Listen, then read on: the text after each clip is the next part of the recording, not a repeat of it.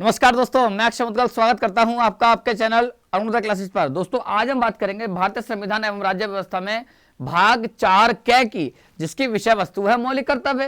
अर्थात भाग 4 कै ही बता रहा है आपको कि यह संविधान संशोधन से जोड़ा गया होगा, नहीं तो 4 कै क्यों होता।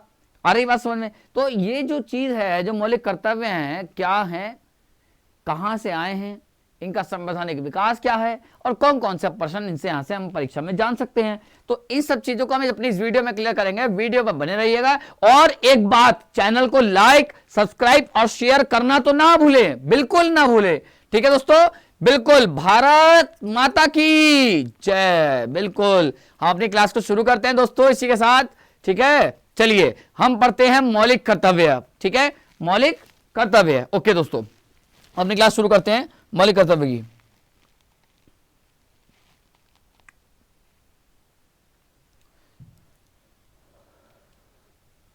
हम लोग पढ़ रहे हैं दोस्तों मौलिक कर्तव्य। मौलिक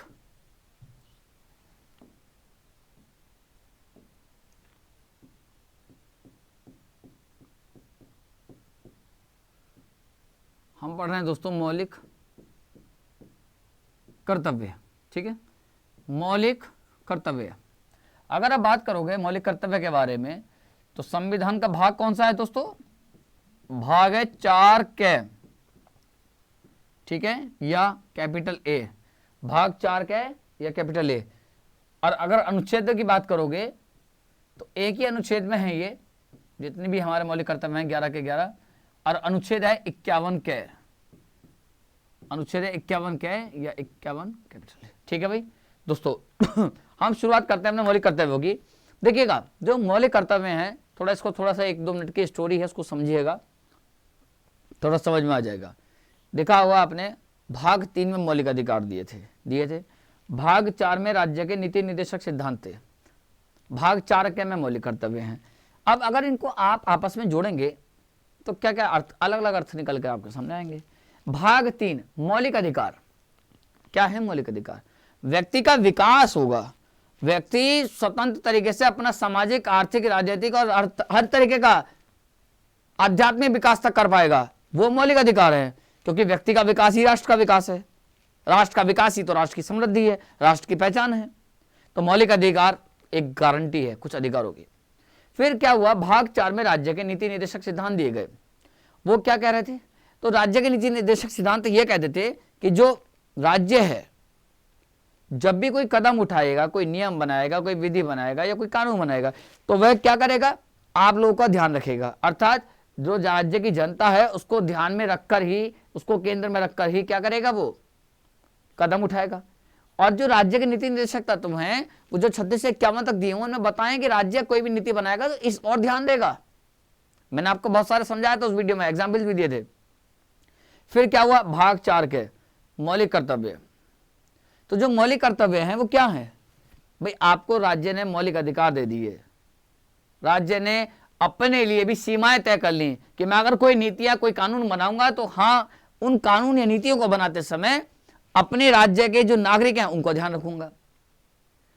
तो जब राज्य आपके इतना कर रहा है तो आपका भी तो कुछ फर्ज बनता है राज्य के लिए, बनता है कि नहीं बनता है?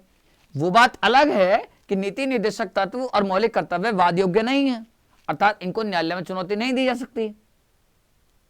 लेकिन अगर आप एक नैतिक दृष्टिकोण से देखेंगे तो आपके भी कुछ कर्तव्य हैं। आप जिस देश में रह रहे हैं, जिस राष्ट्र में रह रहे हैं, जिस राज्य में रहते हैं, आपके भी कुछ कर्तव्य हैं दोस्तों, कि आपके भी कुछ फर्ज बनते हैं।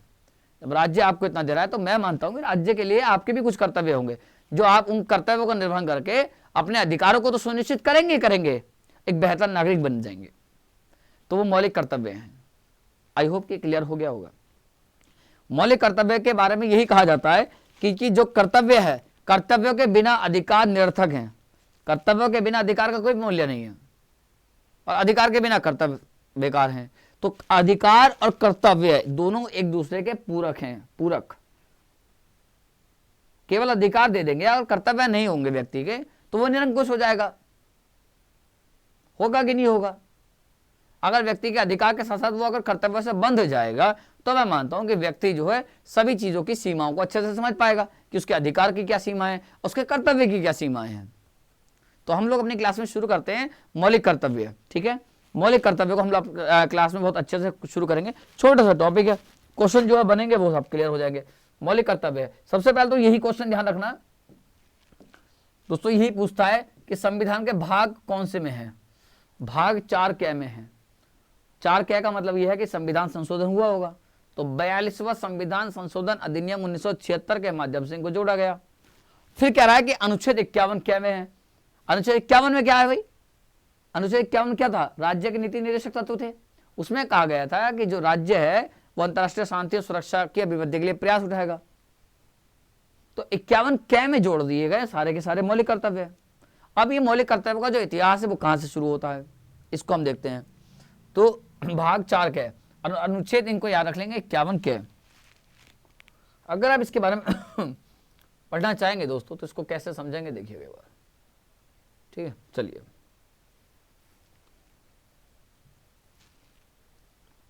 मौलिक कर्तव्य। अगर मैं मौलिक कर्तव्य की बात करूं आपसे,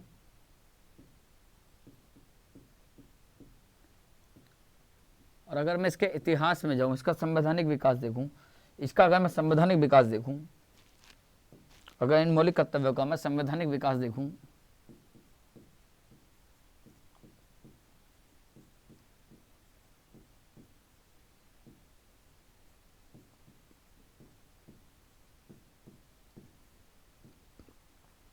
अगर संवैधानिक विकास देखेंगे तो हमको क्या चीजें क्लियर होंगी देखिएगा।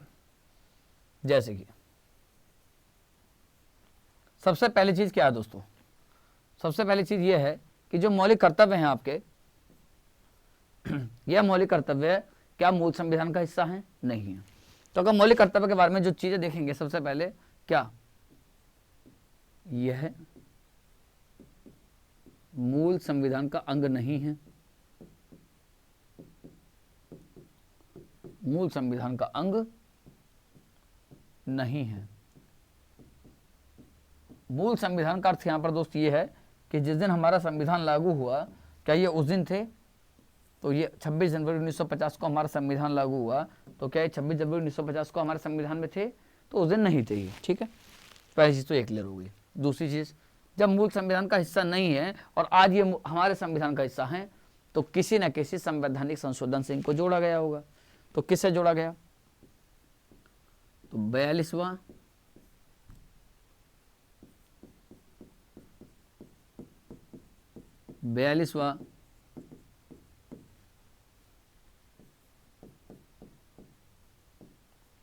संशोधन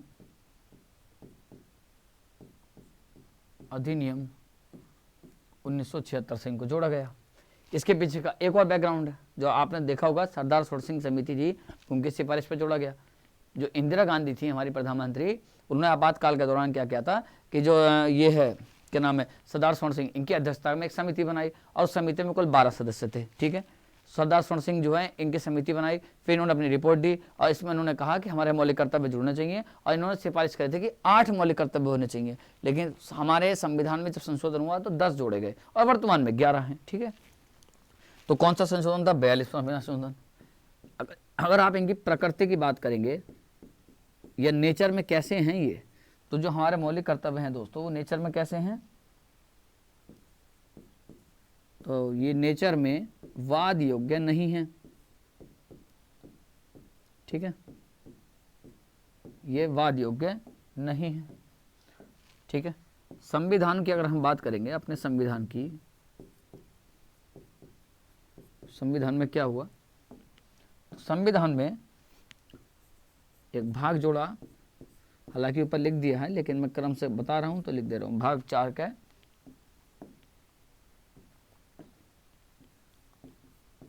और अनुच्छेद 51 के। ठीक है, और अनुच्छेद क्या हो गया? 51 के। इसमें हमने इनको रखा। यहां तक क्लियर है आपको? ठीक है, इसका स्क्रीनशॉट ले लीजिए। ठीक है, ये इसकी बेसिक जानकारी हो गई। अब हम देखते हैं। ठीक है, अब इनकी शुरुआत कैसे होती है देखो।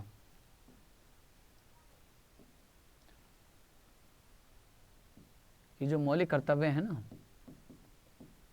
मौलिक कर्तव्य,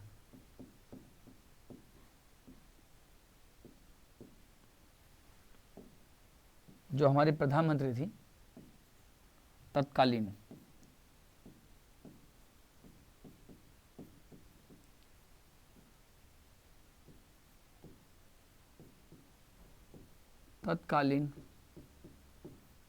प्रधानमंत्री कौन थी? इंदिरा गांधी। तो जब तत्कालीन प्रधानमंत्री थी इंदिरा गांधी,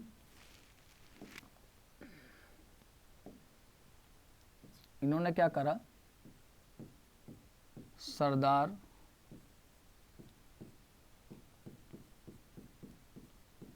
स्वर्ण सिंह समिति का क्या कर दिया भाई? गठन कर दिया। ठीक है, अब अगर हम समिति की बात करेंगे, सरदार स्वर्ण सिंह, अगर हम समिति की बात करेंगे तो दोस्तों क्या इस समिति के अगर हम अध्यक्ष देखें, अध्यक्ष, तो सरदार स्वर्ण सिंह समिति के अध्यक्ष कौन थे? यही थे जिनके नाम पे आमतौर पर ऐसा ही होता है, जो अध्यक्ष होते हैं उनके नाम पे हो जाता है सरदार स्वर्ण सिंह, ये इसके अध्यक्ष हो गए। अगर हम बात करेंगे इस समिति में कुल सदस्यों की, अगर हम बात करेंगे इस समिति में कुल सदस्यों की, तो कुल सदस्य कितने थे भाई? 12 सदस्य थे। कितने सदस्य थे इसमें? 12। बेसिकली तो मैं यह भी बताना चाहूँगा कि जो सरदार स्वर्ण सिंह थे वो पंजाब से आते हैं, अर्थात उनका जो जन्म हुआ था वो किस राज्य में होता? पंजाब में होता, लेकिन इतना डिटेल में नहीं पूछेगा। ठीक है, तो कुल सदस्य कितने हुए? 12 सदस्य थे। कितने मौलिक अधिकार की सिफारिश करी थी इन्होंने?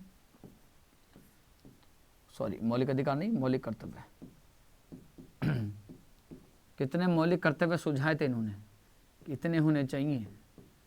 कितने सुझाए थे दोस्तों? तो इन्होंने कितने मौलिक कर्तव्य सुझाए थे?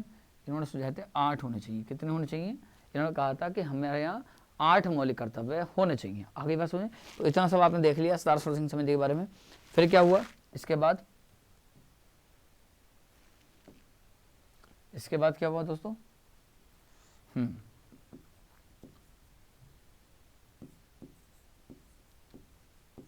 42वां संविधान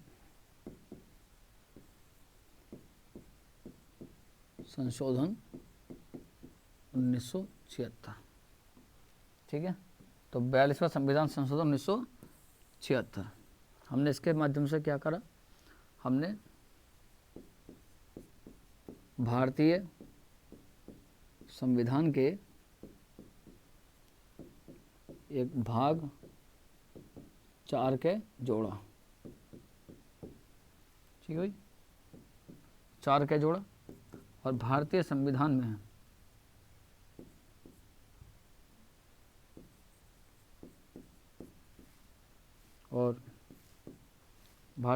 में 10 मौलिक कर्तव्य जोड़े। 10 मौलिक कर्तव्य पूछ लेता है कई बार कि मूल संविधान में कितने मौलिक कर्तव्य थे? 10। कौन से अनुच्छेद में जोड़े?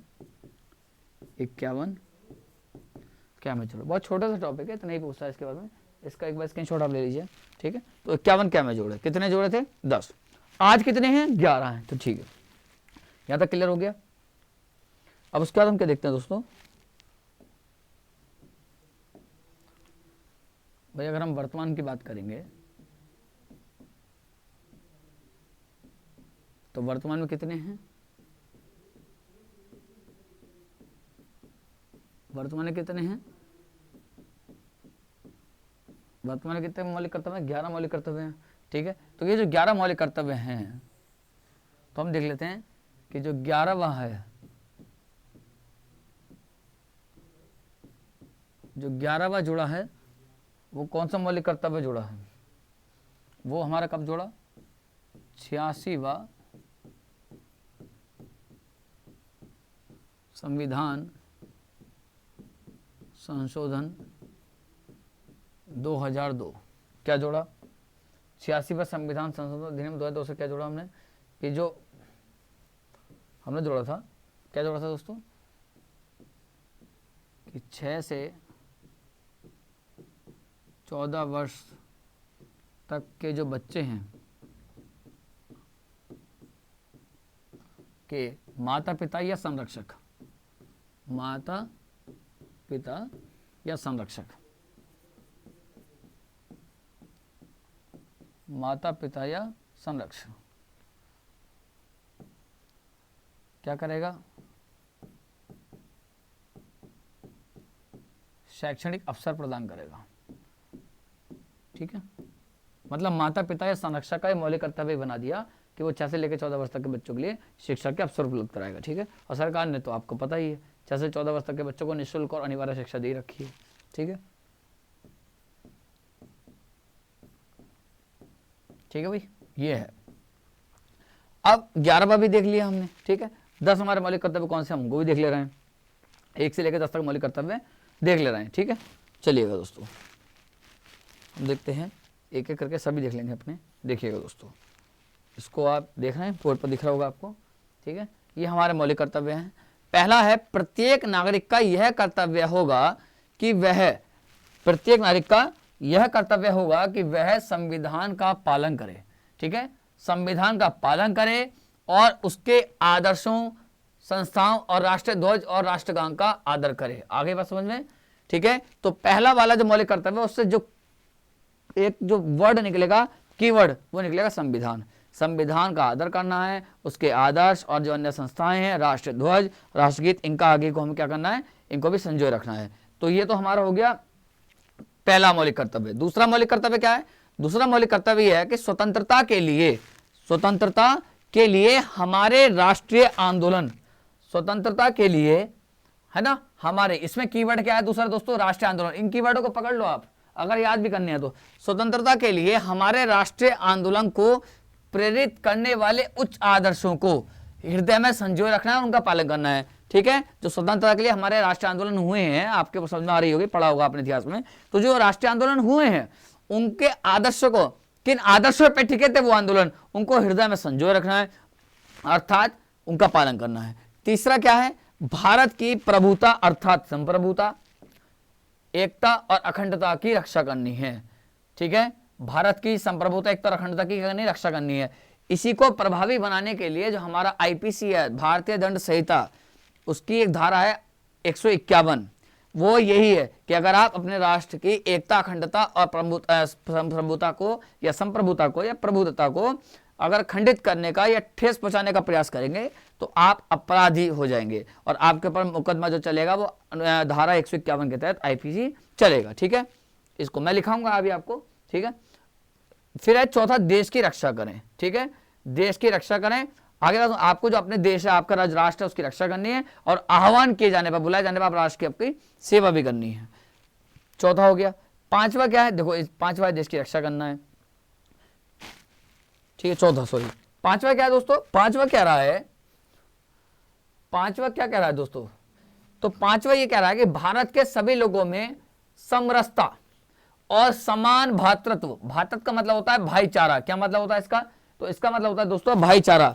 इसको आप कह सकते हो कि यस सर, बिल्कुल भाईचारा। भातृत्व का मतलब क्या होता है? भाईचारा की भावना का निर्माण करना है। ठीक है, भारत के सभी लोगों में समरसता, एक जैसा व्यवहार, ठीक है, और प्लस भाईचारा की भावना होनी चाहिए। ठीक है, फिर है छठा मौलिक कर्तव्य कहता है कि हमारी सामाजिक संस्कृति, जो हमारी सामाजिक संस्कृति है, सामाजिक जो हमारी सोशल कल्चर है, उसकी गौरवशाली परंपरा, जो हमारी संस्कृति है, उसकी परंपराएं हैं, जिससे भारत को एक अनोखी पहचान मिली हुई है, उन परंपराओं का महत्व समझें और उनका परिरक्षण भी करें। आगे बात समझें, जो हमारी सामाजिक संस्कृति है, ठीक है ना, उनका सम्मान करें, उनका परिरक्षण करें। ठीक है, फिर है अगला, प्राकृतिक पर्यावरण की रक्षा और उसका संवर्धन करें। जैसे आपका प्राकृतिक पर्यावरण होते हैं और उनका क्या करना है? रक्षा करनी है और संवर्धन करनी है। देख रहे हैं अब आप लोग, जो हमारे जो नागरिक हैं वो ज्यादा से ज्यादा लोग जो है वृक्ष लगा रहे हैं, ये सब लगा रहे हैं, इन सब पे भी हमें काम करना है। ठीक है, एक सेकंड होल्ड करेंगे सर। अरे नवनीत सर,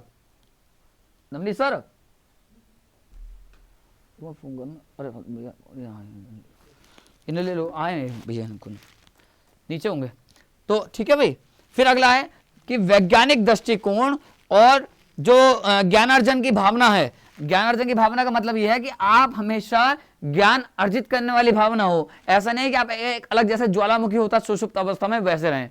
आपके अंदर हमेशा एक अपेक्षाएं होनी चाहिए और आप उत्साहवर्धक होने चाहिए कि आपको कहीं से ज्ञान मिल रहा है तो आप क्या रहना चाहिए, ज्ञान अर्जित रहना चाहिए हमेशा। ठीक है, वैज्ञानिक दृष्टिकोण को भी अपनाना है। उसके बाद एक ये है कि सार्वजनिक संपत्ति को सुरक्षित रखें। ये तो आपको पता है बहुत ही ज्यादा गर्म मुद्दा है। ठीक है, आप देखते होंगे जब भी कोई प्रोटेस्ट होता है ना, कोई धरना होता है, कोई प्रदर्शन होता है, कोई भी आंदोलन करते हैं तो सबसे पहले जैसे ट्रेन है, बसें हैं, इनको जलाते हैं। देखो सार्वजनिक संपत्ति, सार्वजनिक का दूसरा अर्थ होता है इंग्लिश में पब्लिक। पब्लिक अगर आपसे पूछो पब्लिक क्या है तो आप कहोगे हम पब्लिक हैं। राज्य के संदर्भ में अगर हम बात करें तो राज्य के संदर्भ में पब्लिक कौन है, जनता कौन है, हम है। तो जब जनता की ही संपत्ति है तो अपनी ही संपत्ति को कैसे आग लगा सकते हो आप। तो ये खुद मौलिक कर्तव्य आपको आगाह कर रहा है कि आप सार्वजनिक संपत्ति की सुरक्षा करेंगे, आप सार्वजनिक संपत्ति को किसी प्रकार का कोई ठेस नहीं पहुंचाएंगे। ठीक है, मर्यादाओं में रह करके आप अपनी मांग करेंगे। फिर है व्यक्तिगत और सामूहिक गतिविधियों के सभी क्षेत्रों में उत्कृष्टता की ओर बढ़ना है। ठीक है, सतत प्रयास करें। व्यक्तिगत और सामूहिक गतिविधियां, ठीक है, कोई भी सामूहिक गतिविधियां हो जो सामाजिक क्षेत्र से जुड़ी हुई हो उनमें बढ़ चढ़ करके हिस्सा लें। ठीक है, बढ़ चढ़ के हिस्सा लें, इससे आपका जो व्यक्तित्व है वो भी निखरेगा और एक समाज में एक अच्छा पॉजिटिव मैसेज भी जाएगा। ये जो लास्ट वाला है दोस्तों, ये 11वां, ये 10 थे हमारे, और ये जो आप 11वां देख रहे हो, ये जो आप 11वां देख रहे हो ना, ये वाला 11वां, ये जो आप 11वां देख रहे हो ना, 11वां मौलिक कर्तव्य, ये संविधान में बाद में जुड़ा है क्योंकि सरदार सुर सिंह समिति ने तो 8 कहे थे, फिर कितने शामिल किए गए, 10 किए गए, और वर्तमान में कितने हैं, 11। तो 11वां जो है 86वां संविधान संशोधन भी मैंने बताया आपको, उससे जोड़ा गया। क्या कहता है कि माता पिता या संरक्षक, ठीक है, 6 से 14 वर्ष तक के बच्चों को प्राथमिक शिक्षा देंगे। आई बात समझे। कई बार आपने देखा होगा बच्चा प्राथमिक शिक्षा जो होती है उसकी बहुत कमजोर हो जाती है, वो सही से नहीं पढ़ पाता है। अब वो नहीं पढ़ पाता है तो जब समझ लीजिए अगर उसकी प्राथमिक शिक्षा कमजोर है तो वो भविष्य जो है उसका अधर्म में लटक गया। क्यों? क्योंकि प्राथमिक स्तर पर आप क्या पढ़ते हैं, अक्षरों का ज्ञान, गणित की जो बेसिक नॉलेज है वो आप सीखते हैं, विषय की जो बेसिक जो मूल अर्थ है विषय का वो समझ के आते हैं। अगर आप उस समय अगर ऐसी कोताही बरत देंगे तो फिर आप क्या होता है, तो आपका जो भविष्य होता है वो कहीं ना कहीं खतरे में आ जाता है। तो क्या है कि 11वां जो मौलिक कर्तव्य है वो सीधा सीधा कह रहा है कि माता पिता या संरक्षक, माता पिता हो या कोई संरक्षक हो, वो 6 से 14 वर्ष तक के बच्चों को प्राथमिक शिक्षा प्रदान करेगा। इस शब्द को याद रखना है, प्राथमिक शिक्षा, ठीक है, प्राथमिक शिक्षा के अवसर प्रदान करेगा। ये हमारे 11 के 11 मौलिक कर्तव्य हैं। ठीक है, मैं इनको नीचे कर रहा हूं, एक बार आप इसका स्क्रीनशॉट ले लीजिए, एक बार आप इन सबका स्क्रीनशॉट आप ले लीजिए। ठीक है, चलिएगा मैं साइड में हो गया हूं, स्क्रीनशॉट आप इसका ले लीजिए, इन सबको उतार लीजिए, इनमें कीवर्ड पकड़ लीजिए, जैसे पहले वाले में संविधान हो गया, दूसरे वाले में आंदोलन हो गया, ऐसे करके आप, ठीक है, इन सबको कीवर्ड इनके निकाल लीजिएगा और याद कर लेंगे। ठीक है, चलिएगा। अब हुआ क्या दोस्तों, जैसे मौलिक कर्तव्य हैं हमारे, इनको लागू कराना है। ठीक है, तो मौलिक कर्तव्य को लागू कराना है। अब मौलिक कर्तव्य वाद योग्य तो है नहीं, अर्थात आप अगर अपने मौलिक कर्तव्य का पालन नहीं करेंगे तो आपके ऊपर कोई अभियोजन या मुकदमा तो नहीं चलाया जाएगा। तो फिर क्या है भाई, मैं मानता हूं, आप भी ये मानते हैं कि ये थोड़ा प्रासंगिक हैं, उपयोगी हैं, अनिवार्य हैं। तो अब अगर वैसे संवैधानिक दृष्टिकोण से देखेंगे, वैधानिक दृष्टिकोण से तो अनिवार्य नहीं है, लेकिन हम अगर अपने इनको अनिवार्य बना सकते हैं तो कैसे बनेंगे।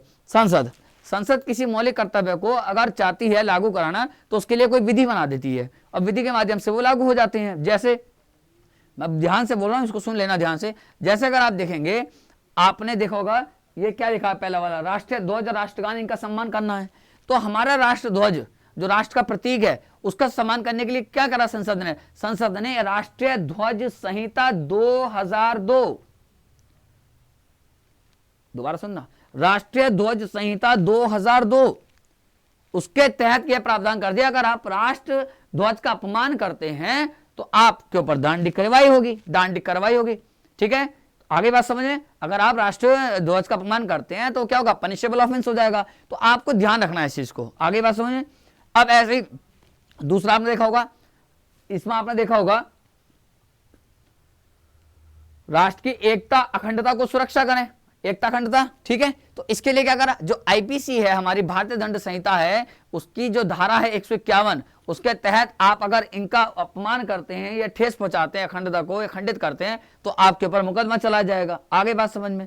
इसी प्रकार से एक आपने देखा होगा जो जन प्रतिनिधित्व अधिनियम 1951 है, जन प्रतिनिधित्व 1951, उसके तहत क्या किया गया कि अगर कोई चुनाव के समय प्रत्याशी धर्म को, नस्ल को, भाषा को, जात को अगर आधार बना करके वोट मांगे, आगे बात सुने, इनका लालच दे, तो वह व्यक्ति संसद का हो, चुनाव लड़ने जा रहा हो, या फिर विधायिका का, तो वह व्यक्ति अयोग्य माना जाएगा, वो उस समय चुनाव नहीं लड़ेगा। आ रही बात समझ में? तो ये चीज हो गई। तो इस तरीके से है। एक मैं फैसला आपको सुप्रीम कोर्ट का बहुत अच्छा बताने वाला हूं, उसको हम एक बार देख लेते हैं। हुआ क्या था दोस्तों, सुप्रीम कोर्ट जो है हमारा सर्वोच्च न्यायालय, उसने कहा था कि 2016 में कि जितने भी सिनेमा हॉल्स हैं, उन सिनेमा हॉल्स में जब पिक्चर शुरू होती है, ठीक है, आप जब पिक्चर हॉल्स में आप लोग गए भी होंगे, बहुत सारे लोग फिल्म देखने का बहुत शौकीन है, मैं भी बहुत सारा शौकीन हूं, लेकिन पैसा नहीं होता तो नहीं देख पाता हूं। तो जब फिल्म, अलग सर आ गए हमारे बीच में, बहुत बढ़िया, वेरी गुड। तो फिल्म देखने का जो शौक होता है, वो लोग जाते होंगे फिल्म देखने। अब फिल्म देखने आप जब जाते हैं तो आप देखा होगा कि राष्ट्रगान होता था। हालांकि आपने देखा होगा वहां पर बहुत सारी अनियमितताएं भी दिखी हैं, जैसे राष्ट्रगान जब हो रहा है तो बहुत सारे लोग नहीं खड़े होते हैं, और आप अगर राष्ट्र अगर हो रहा है तो राष्ट्रगान के सम्मान में आप तो खड़े ही होंगे। तो राष्ट्रगान के सम्मान में जब आप वहां खड़े होते हैं तो आपसे क्या अपेक्षा की जाती है कि आप सम्मान में खड़े हुए हैं।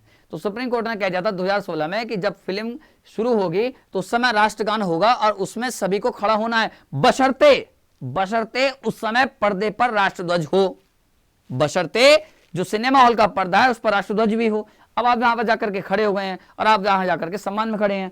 फिर क्या हुआ, इसमें जो कुछ समस्याएं खड़ी हुई उनको लेकर के 2018 में सुप्रीम कोर्ट ने एक फैसला बदल दिया। उसमें कहा सुप्रीम कोर्ट ने कि यह अनिवार्यता नहीं है, मतलब हर सिनेमा हॉल में राष्ट्रीय गान का वादन किया जाए या गायन किया जाए, यह अनिवार्यता खत्म कर दी। तो पूछ सकता है कि किस वर्ष सुप्रीम कोर्ट ने सिनेमा हॉलों में राष्ट्रगान की अनिवार्यता शुरू की थी, तो वो वर्ष कौन सा था, 2016। और इस अनिवार्यता को कब खत्म किया, वर्ष 2018 में खत्म किया।